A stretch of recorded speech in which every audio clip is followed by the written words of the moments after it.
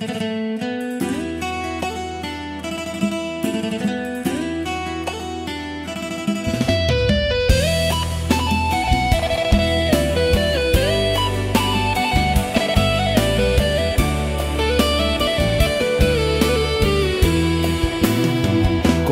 เบิ่งสตอรี่ที่น้องลงไว้บอกกี่นาทีเป็นรูปคู่ยิ้มหวานอยู่ร้านนังกาแฟนี้มือเขาวางบนโต๊ะเหมือนนั่งอยู่ใกล้เขาดีส่วนอ้ายคนนี้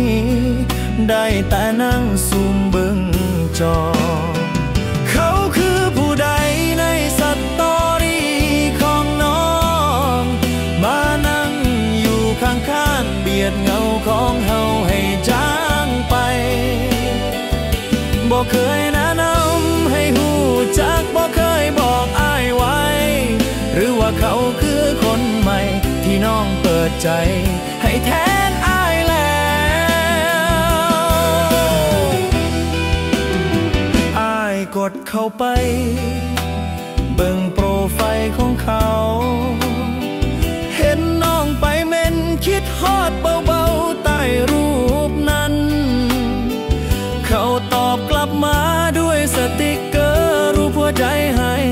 กันภาพที่อ้ายเห็นนั้นมันบาดลึกเกินทนเขาคือผู้ใดในสตอรี่ของน้องมานั่งอยู่ข้างๆเบียดเงาของเฮาให้จางไปบ่เคยแนะนำให้หูจักบ่เคยบอกอ้ายไว้หรือว่าเขาคือคนใหม่ที่น้องเปิดใจให้แทนอ้ายแล้วสตอรี่มันอยู่ได้เพียงเช้า4 ชั่วโมง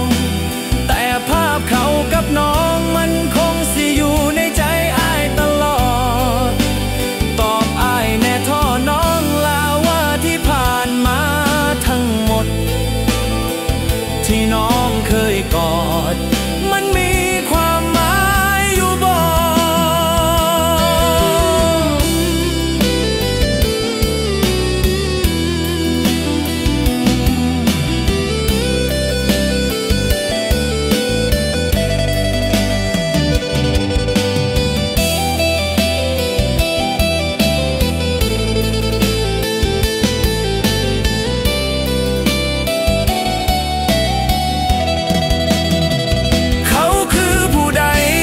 สตอรี่ของน้องมานั่งอยู่ข้างๆเบียดเงาของเฮาให้จางไปบ่เคยแนะนำให้หูจักบ่เคยบอกอ้ายไว้หรือว่าเขาคือคนใหม่ที่น้องเปิดใจให้แทนอ้ายแล้วเขาคือคนใหม่ที่มาแทนอ้ายแม่นบ่